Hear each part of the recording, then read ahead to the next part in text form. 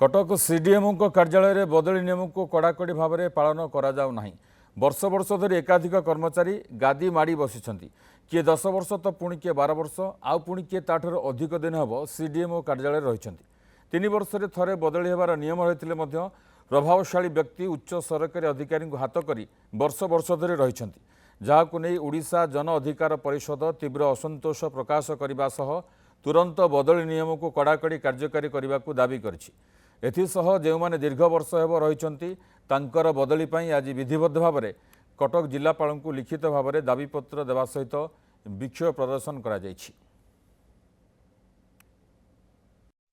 विभिन्न बेआईन जिनस को प्रोत्साहन कर लाइसेंस बाबद विभिन्न बाबद पैसा कलेक्शन कर भ्रष्टाचार आरोप आम पाखे आसाला।